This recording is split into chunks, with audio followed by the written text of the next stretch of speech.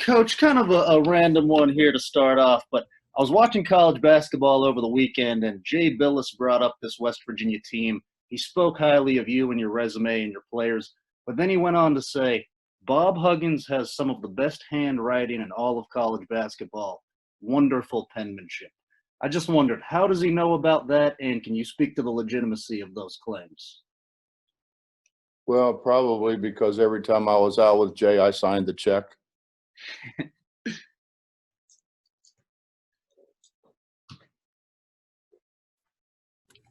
Next question, Greg Hunter.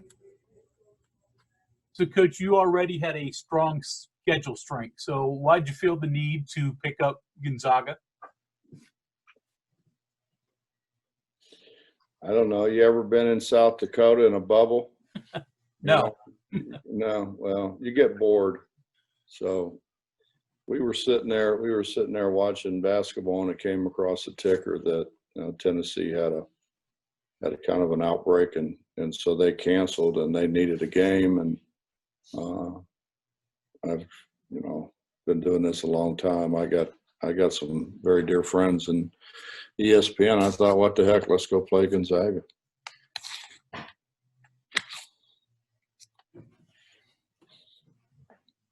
Kevin Kinder. There's a couple of questions about point guard play. It seems like it's evolved over the past few years. You don't necessarily have to have the traditional ball handler, pass first guy. You want a guy that can also break down defenses and drive it. So can you win with those kind of players or a point guard by committee? Or is the optimal thing having that traditional style guy? I think I'd have a hard time. Naming point guards, just true point guards. I mean, you think about what's the difference between Deuce and Truck? Truck scored what? Almost, what was it, 1,600 points? Wani was different, but I mean, we haven't had. I don't know who does have really. I mean, there's not a lot of John Stocktons running around out there. There's not a lot of Nick Van Exels running around out there. I think everybody wants to score. Everybody works on scoring. Everybody works on shooting. So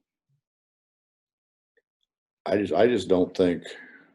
Look at all the teams in the country. I mean, Kansas is playing a 6'6", 6'7" guy at point guard, who really was a power forward last year. I don't know if it matters as long as they do what you need them to do. And overall, your assessment, your point or your guard offense starting play so far, and is there one or two areas you'd like to improve a little bit on? There's a lot of areas we'd like to improve. We haven't played very well.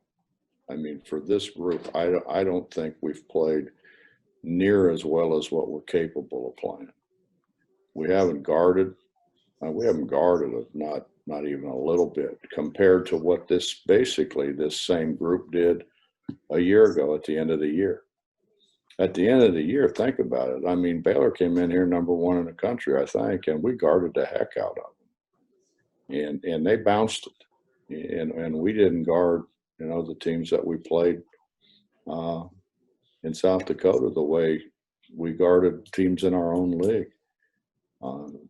I think our defense has got to get a lot better. We miss so many open guys, and I'm just not talking open cutters. I'm talking about guys standing wide open, in maybe in a corner or on the wing or whatever. We've got our floor vision has got to improve. But, I think to pass it, first of all, you have to want to pass it. And we need to get to there too. Justin Jackson. Hey, Coach, how you doing? Good, Justin. Kind of a technical question here.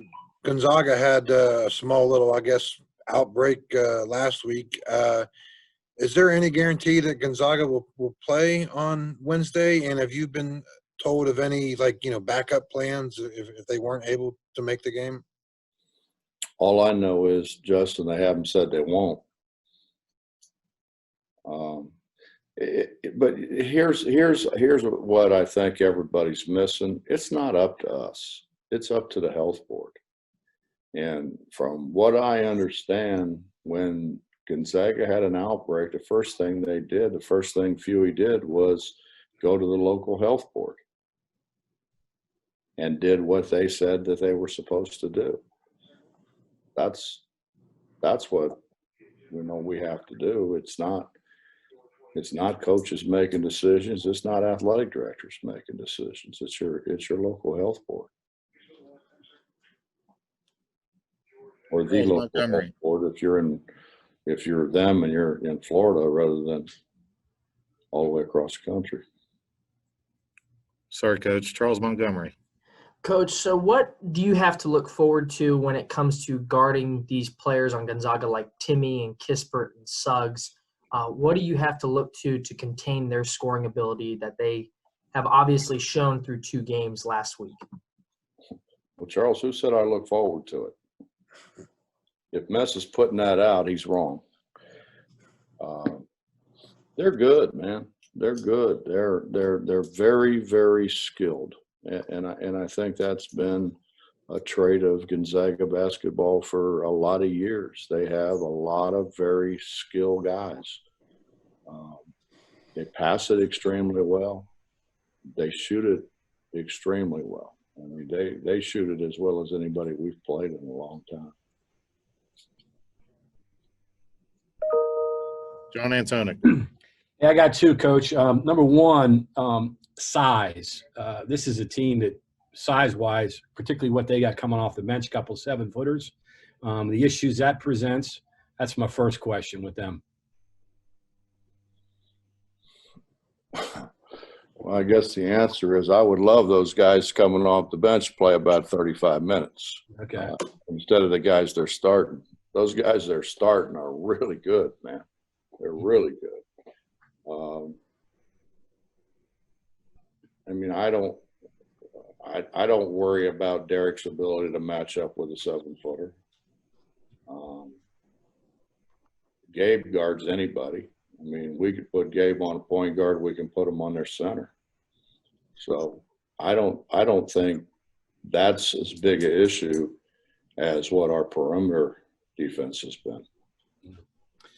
Second thing, normally in a normal season, you have an exhibition and then you have the close scrimmage and then you have some time in between to look at what you did and say, okay, this is no good, throw this out. This is good, let's do more of this. You haven't had a chance to do that in the 3 games that you played because you had to go from one to the next to the next. And it's going to probably be that way from at least now until the immediate future with Gonzaga and Richmond coming up on Saturday. It's so you really haven't had a chance to really tweak anything or experiment or anything, right? No, but I mean, John, let's go back a little bit further. We didn't have an exhibition game, which we normally had, which we gave the money to charity, which I have a hard time finding anything wrong with doing something good for charity. And we didn't have a close scrimmage to where you can put those guys out there and see what they can do. I mean, you're 100% right. I mean, we got guys that I really haven't seen in a game situation. I see. It may not for a while. The way it looks, I mean, what do we got coming up here? That's what I mean. Well, I think we got Gonzaga and then Georgetown and then shortly after that, Richmond. Yeah. So we may not have a chance for a while. Michael Sussman. Coach, in your experience, how much does playing a legitimate national championship contender like Gonzaga early in the year help you as you progress into conference play and towards tournament time? We've always played a hard schedule. I mean, look back. I mean, we've always played somebody that may not have been the number 1 ranked team in the country, but they were in the top 10 and certainly probably could have been the number 1 ranked team in the country. We haven't ran from anybody. Greg Hunter. So, Coach, you've only done it once so far, but how has travel changed compared to a normal year? It's a bad question to ask because our deal getting out of South Dakota was a travesty, and it was 100% the not the airport people, but the transportation people, the people that sent the plane. You know, when they tell you we're ready to go and you get there and you sit on a bus for an hour and 10 minutes, and they send one person to do 35 people and go through every zipper, everything that, you know, it wasn't good. It wasn't good. Let me just put it that way. Cody Nesper. Hey, Coach, I was just wondering, 3 games in 3 days to start the season. By Friday, how do you think the guys were in terms of energy and fatigue? No, they were fine. They were fine. We got most guys a break. We probably didn't get Deuce as much of a break, and Derek played more than what Derek has been used to playing, but they were fine. Mike Casaza.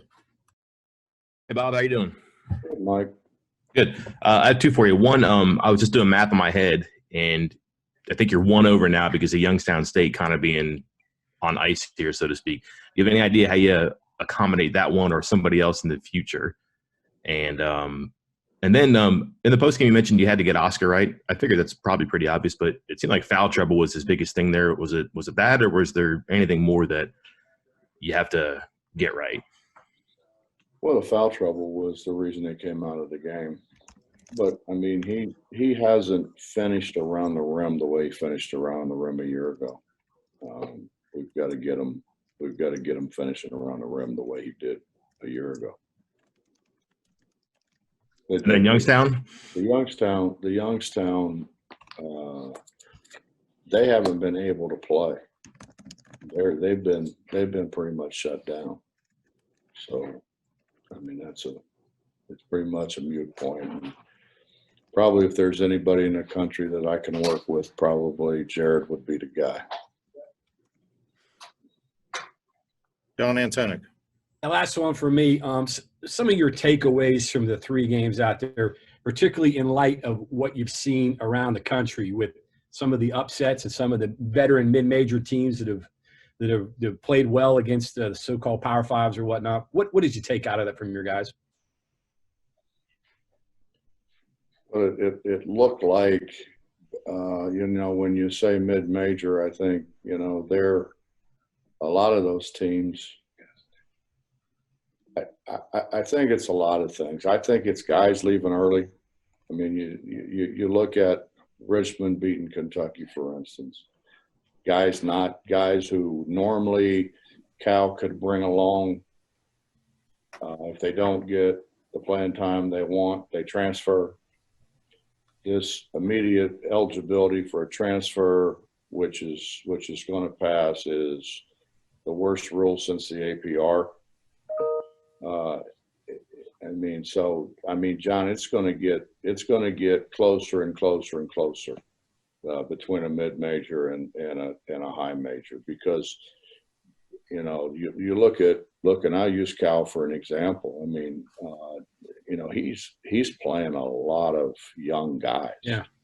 And then I'm afraid what's going to happen because of the immediate eligibility for a transfer, then guys are going to start pulling guys from other teams, and what, in my mind anyway, what the NCAA done is they're on the verge of creating a terrible mess. Mm. You know, there's just a lot of things. I mean, guys leaving early, guys transferring immediate eligibility. You know, it's I think the days of you taking whomever you want to say Deshaun Butler. Deshaun Butler wasn't recruited very heavily from what I understand, and came in, and John did a great job with him, and we had him for 2 years, and all of a sudden, he's a pro. Kevin Jones wasn't that heavily recruited. And because he stayed the course and worked and did what he was asked, look how good he became, and what he's been able to do with it since. I mean, he's still playing. Yeah. Kind of a dangerous month, right, for teams, particularly in December, until you get an idea of what you got, right? So there could be a lot of upsets this month. Well, John, it comes down to who's able to keep enough of their previous team. Yeah. I mean, it comes down to that a lot. Richmond's one of the better teams in the country. Yeah. Right? Yeah. Because, their guys stayed. They know what they're doing. They run offense better than probably anybody in the country. So being intact is probably as important as being talented. This year. I don't know with what's going on legislatively how you do that. Yeah. Greg Hunter. So, Bob, what do you think of your newcomers? What did you think of their performance this past week? Well, quite honestly, we didn't get to see enough of them. We had to try to win the game, and you feel a whole lot more comfortable with guys who have been there before. And we tried to get them in as much as we could get them in, but they didn't get enough playing time. And again, Greg, I mean, it goes back to, why do we have to mess with something that's not broke? Kevin Kinder. Which, following up with Oscar, what kind of drills, things do you do with him to get him to finishing better around the rim? And as part of that, taking the ball up more aggressively, dunking it when he has the chance? Well, dunking it depends on kind of who's around you, and when you had Bassey there, it's kind of hard to dunk it over him, so you have to use the rim as a shield. I mean, he can dunk it when there's nobody around him. It's hard to dunk over people in traffic, and it's just a matter of keeping your head on the rim. And that is a common problem, unfortunately, with bigs, is that they look everywhere but the rim. How do you miss a 1-footer? You don't look where you're shooting it. Last question for Coach will be Justin. Coach, just kind of curious, when Coach Few took over the Gonzaga program, I think it was 98 or 99, I think. He obviously, Gonzaga was a team on the rise at that point, but what he's done in the years since, he built a program, recruiting, a lot of foreign players, but now he's kind of gotten to a point where he can go out and recruit against some of the, the top names in basketball.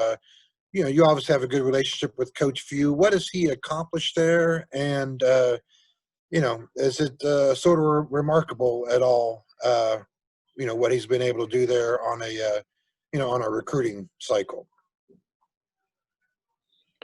Well, I think Fewy would be the first one to say that he owes a lot of it to Dan Munson, who really got it going. I think people forget they were on probation when Dan took over and got it. He really kind of got them going, and then Fewy has taken it to another level. I mean, without a question, he's taken it to another level. They've done a great job recruiting. But I think he's done a great job he was probably at the forefront of taking transfers and those kind of things, and doing a great job of bringing a transfer in and having him fit into what they do. You go back and look at the team that we lost to in the Sweet 16. I mean, they had a bunch of transfers. And then, I think he's done a great job of doing whatever it takes, in terms of he's taking freshmen, he's taking JUCO guys, he's taking transfers, and he's melded them all together.